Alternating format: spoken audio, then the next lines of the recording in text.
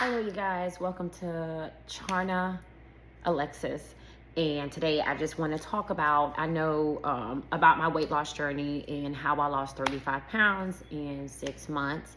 And I'm going to make this short and sweet. I know a lot of people don't like sitting around for hours on end listening to someone's story, but I want to share with somebody in hopes that I can help somebody. And I just want to give some tips to you and things like that. You know, weight is is what a lot of women and men deal with, and I believe weight holds us back from a lot of things. When we're not confident, it just holds you back. You can't get the clothes that you want to wear. You don't feel good in a group. You don't feel good, just as a whole. When you look in the mirror, and it just takes away so much from us. But sometimes we're fighting a mind battle, and we just don't know when to start, where to start. We don't want to start sometimes. We're too busy, we're overloaded with work, etc. And I get that, and all those things like that. Well, I want to start off to say that I never was like a heavy child or whatever. I didn't grow up with that issue or whatever, but as I got older into adulthood, life happened, and I worked night shift. And just to say that I have been, I lost weight before. Yeah. One thing that we do when we lose weight, what do? We get comfortable. Oh, we look good.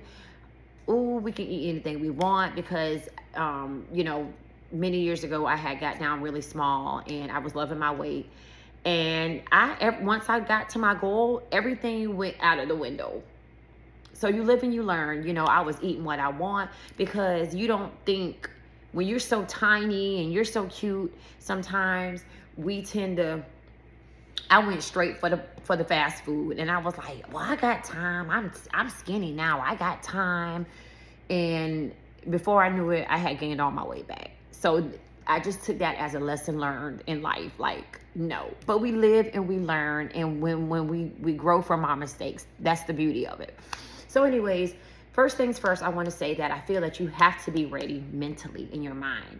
You have to be, no one can tell you, no one can talk about you, because I was dating a guy, and he would always say little things about, oh, you need to get in the gym, and oh, you're getting a little pouch, and he would say little subliminal things that were not nice, but that still didn't stop me from,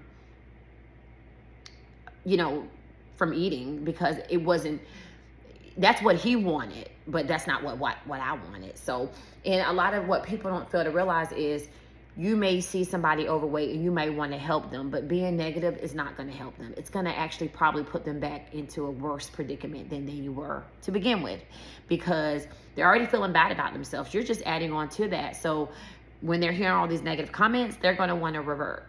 Just like a rebellious child. You tell a child not to do something, what do? 9 times out of 10, they're going to do it, because nobody wants to be beaten when they're already down.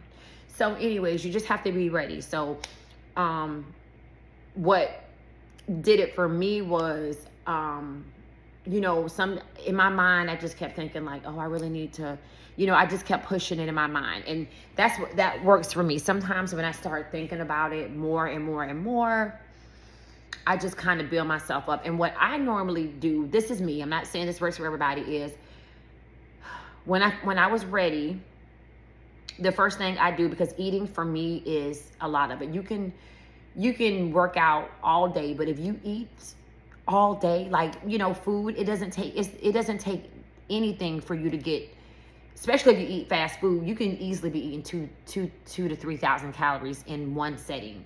So you have to have your mind right with that eating. So with me, what I always do, what I did before, I say always, but what I did before and I did this time was mentally prepare myself with food. So like the first couple of weeks, I got my mind right with my food and how I was going to eat. And I just said, let me just set this in. So I start eating proportionally the first couple weeks, and I say, okay, I'm going to eat this many calories or whatever.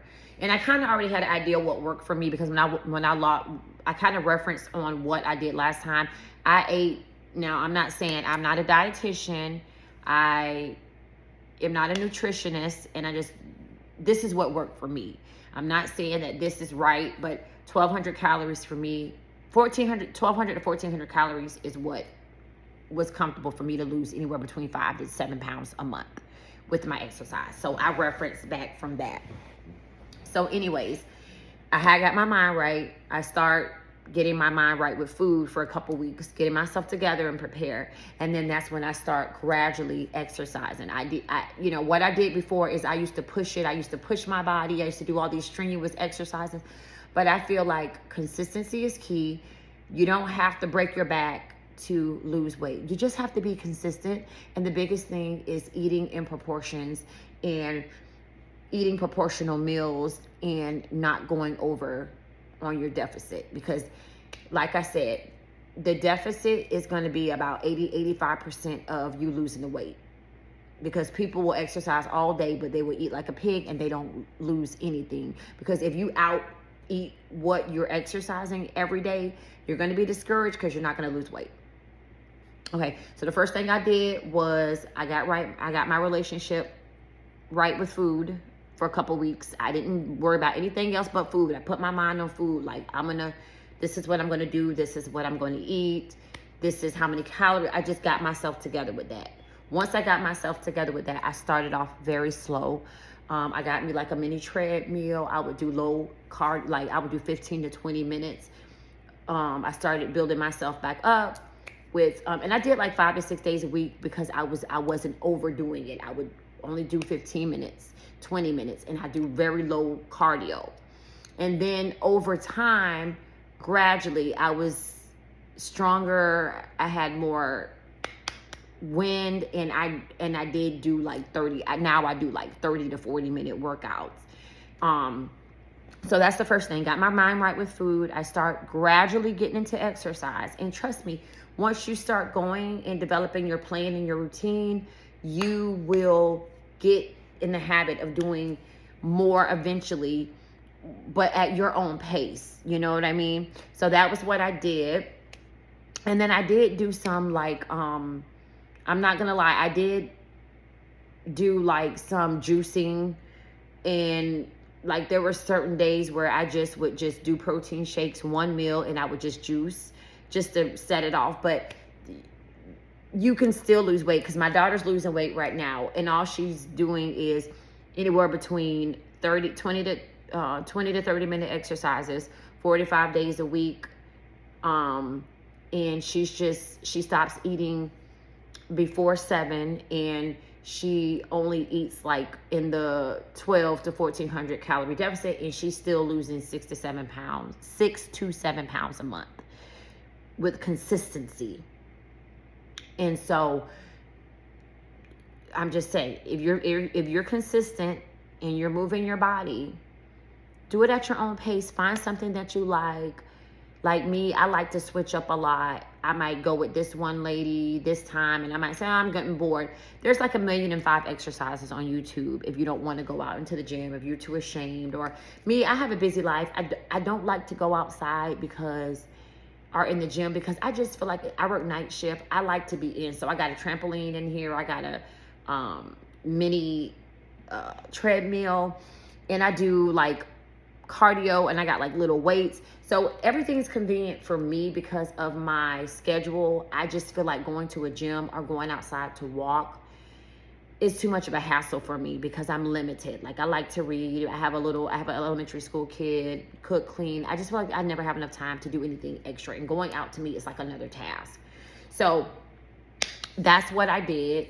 And, we all struggle. Like, well, I don't say we all. Let me not put you guys in that category. I work night shifts, so sometimes I struggle with getting an amount of proper sleep. But what I would say the number one thing is just consistency and being accountable and knowing your triggers. So if you know, getting a scale, weigh yourself in the beginning and choose a date like 1 to 2 weeks to reweigh yourself, so you can know what's working and what's not working. That's huge, guys. Don't miss out on doing that. If you go to the store and you know that if you get a bag of chips and you can eat them whole bag of chips, don't fool yourself. Get there's nothing wrong with getting a snack, but do it in moderation and do it within your calorie count, your deficit. So just get a 25-cent bag of chips, okay, and say, that's all I'm getting. Like, you have to be real with yourself. And I'm not saying that some weeks it's going to be harder than others. Like, I had to stop working out for 2 weeks because I got sick. Or one day I just fell off the bandwagon. But long as you get back up, because 1 or 2 days if you've fallen off the bandwagon is not going to make you gain weight if you jump back on course. Don't beat yourself up. Just get back on the train and be consistent. So that's what I pretty much did, guys. I just made up in my mind. I started off slow. I was consistent. Make goals for yourself and say, okay, give yourself a varied range so you will be in your goals. Because when you make goals and you succeed on them goals, it makes you want to do it more. So just give yourself like, okay, I'm going to work out 3 to 5 days out of the week. So that means if you don't work out 5 days, your goal is on that paper is saying I'm doing 3 to 5 days a week. You're still within your goal, and that's still going to make you feel like you accomplished your goal. If you start off with a goal that's unattainable, like, oh, I'm going to work out 7 days a week for 2 hours, 9 times out of 10, you're not going to attain that goal, and you're going to be discouraged. And guess what happens when you get discouraged? You quit. So attainable goals, guys. Attainable goals. Consistency. Make up in your mind, first of all, what you're going to do. Number 2, gradually start slow. You'll develop a routine, trust me. Okay? The more you do it, you'll develop your own habits. Number 3 is attainable goals. So you can be encouraged to keep going. And number 4 is just being real with yourself. If you know that there's a certain type of food that you just cannot resist, don't fool yourself. Just don't get it. Or if there's chips that you think don't get the big bag of chips. If you know you don't have the discipline, get a small bag of chips. And I just don't think that you don't have to take away what you love. Giving yourself a little bit of snacks here and there is good, but if it gets to a point where you just feel like it's uncontrollable, then you may need to just stop buying the snacks. But if you have the discipline to just, or like what I used to do sometimes is just get like 3 cookies or 2 or 3 cookies, and that would satisfy me. Or I have this one drink called Hydrate, and it's like a grape flavor. So sometimes at night, after I was done with my eating, I would get hungry. I would just look forward to my grape drink and go, lay in my bed so I can get sleepy, because at night if I lay in my bed, I'm gonna get sleepy. And just so that's, it's feeling like you're eating something but you're drinking it. And so that works too. Like you drinking you drinking I'm trying to think, like a nice beverage that's low calorie, no sugar. As long as you're putting something to your mouth, mentally it's giving you that satisfaction as like, I got something to eat. So guys, thank you for joining Charna Alexis. I just wanted to share that with you, and I wanted to encourage you to keep going. Do not give up. I don't care if you stop for a couple weeks. Get back up on that potty train and keep going, because you have no choice but to keep going and to get better. And you're going to get better. So until next time, Charna Alexis.